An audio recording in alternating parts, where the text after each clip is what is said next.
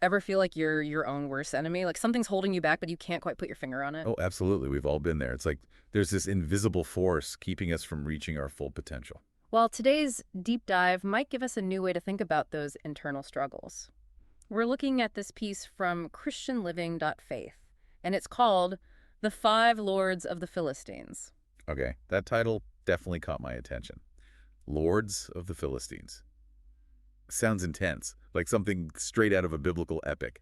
I know, right? Right. Hold on. Before you think we've gone full on Sunday school here, I promise this article is surprisingly relatable, even if you aren't religious at all. Really? Yeah, they use this clever metaphor to break down common personal challenges we all face. I am seeing that from the intro, yeah. They talk about the ancient Israelites battling the Philistines. Classic biblical showdown. Right, but then they flip the script. They're like, what if we all have our own internal Philistines, like those negative thoughts and emotions we're constantly battling? It's an interesting way to frame it, for sure. So instead of fighting these external enemies, it's more about conquering the ones within ourselves. Exactly.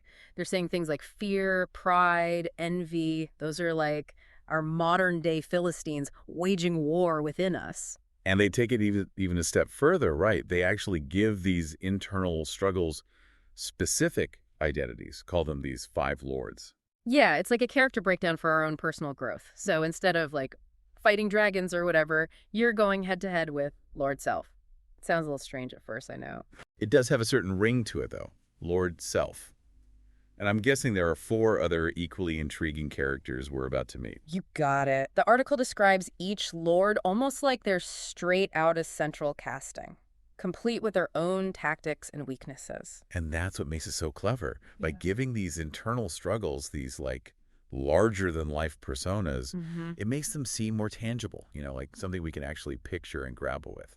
So who are these lords we're up against? They sound pretty intimidating. Well, they start with Lord Self, right? And I think, most of us, we've met this character in our own lives in some form. Oh, yeah, for sure. They make Lord Self out to be this kind of sneaky saboteur, always whispering in your ear, always putting your needs first, above everything else. It's like that little voice that tells you, yeah, go ahead and hit snooze one more time, or you deserve that extra slice of cake, even when you're like bursting at the seams. Exactly. Mhm. And the article's saying those little acts of, I guess, self-sabotage, Mm-hmm. they can actually snowball into bigger problems, like holding us back from the things we really want to achieve. Yeah, or messing up our relationships because we're not really being present? Totally. And that's why they're saying self-awareness is so crucial. We've got to be able to spot Lord Self when he's trying to pull a fast one Mm-hmm. and make a different choice, even if it's the harder one. So it's not about being selfish, it's about being aware of when that selfishness is actually working against us, right? Exactly. And I think that's a good segue into the next Lord on the list, lust. This Right. is where the article gets, I'd say, a little more intense, almost like a fire and brimstone kind of vibe. Yeah, they're not holding back with this one. Right. They're talking about lust as this powerful temptress, this force that can lead to destruction if you let it. Now, I know this might be a little touchy for some listeners, depending on their beliefs. Totally understand that. But putting aside any religious connotations for a second, I think the core message here is about unchecked desire. Like any desire taken to an extreme can become problematic. Right. It's not to say that all desires are bad, but it's about recognizing when they're controlling us instead of the other way around. Right. It's all about finding that balance, right? Right. Enjoying life's pleasures, but not letting them rule our lives. Okay, so we've got Lord Self trying to sabotage us from the inside, and then lust tempting us with instant gratification. What's next? Well, next up, we've got fear. And they describe him as this roaring giant, the kind that can just paralyze you with doubt. Yeah, they actually tell this story in the article about a warrior who, get this, slays 10,000 men Whoa. with fear alone. I mean, talk about a weapon of mass destruction. No kidding. It definitely paints a picture of how powerful fear can be. And it's not always like some obvious monster we can easily avoid, right? It's often these more subtle anxieties, these what ifs that keep us stuck in our comfort zones. Absolutely. And the thing is, we can't always just will ourselves to not be afraid. It's often this deeply ingrained instinct, right? Right. So how do we deal with that? I mean, you can't just tell someone to stop being scared. Exactly. And that's where the article suggests that acknowledging the fear, really sitting with it instead of trying to push it away, that can be the first step to actually moving past it. Interesting. So we've covered Lord Self, lust, and this fearsome giant fear. Where do we go from here? Are there more of these lords to worry about? Oh, yeah. We're not done yet. The article introduces us to two more, envy and pride. And these next two, they really tap into our tendency to, compare ourselves to others. Oh boy, here come the insecurities. Okay, let's hear it. What do envy and pride have in store for us? Okay, so envy and pride, two more lords to watch out for. Sounds like we're about to enter the arena of comparison and competition. Where does envy fit in all this? Well, they describe envy as this, relentless challenger, always trying to knock you down by making you fixated on what others have, what they're doing, that kind of thing. Oh, I see where this is going. Social media's got to be a breeding ground for Lord Envy to thrive. It's funny you say that because the article was written way before social media was even a thing. Really? Yeah, but it's like they knew, right, that envy just loves an environment where we're constantly bombarded with these, curated images of other people's seemingly perfect lives. It's true. You're scrolling through your feed and it's just highlight reel after highlight reel, and you're stuck with, the raw footage of your own messy life. It's so easy to fall into that trap of feeling inadequate. Totally.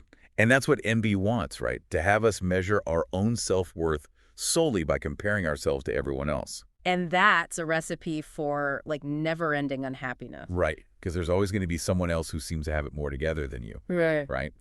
So the article really emphasizes this idea of shifting our focus. Instead of looking at what we lack, it's about appreciating what we do have, finding gratitude for our own unique journeys. Okay, so let's say envy rears its ugly head. What do? Do you, chuck your phone in a river and go live in a cave? Maybe not that extreme, but unplugging for a bit can definitely help. Seriously, though, the article suggests that first you got to recognize that voice. When you feel that pang of envy, don't just try to ignore it. Yeah, that makes sense. So what do you do? Well, instead of dwelling on that envious feeling, try to reframe it. What can you learn from that person you envy? Maybe you could turn that feeling into inspiration. Or use it to fuel your own goals. So it's about flipping the script on envy. Instead of letting it drag you down, you're using it as fuel to move forward. Exactly. Take back your power. Okay, ready to tackle the final Lord in this lineup. Hit me with it. Lord Pride. And this one, they call it the master strategist, often disguised as humility. Oh, so pride's the sneaky one, huh? The wolf in sheep's clothing? Pretty much. The article even says that pride is what brought down King Nebuchadnezzar. And that guy was like the king of Babylon if pride can take him down. Yikes. Okay, so how does pride work? What's its MO? Well, it can be really insidious, right? Because it often disguises itself as something positive, like confidence or ambition. Ah, so you think you're just being assertive or striving for excellence, but really pride is the one pulling the strings. Exactly.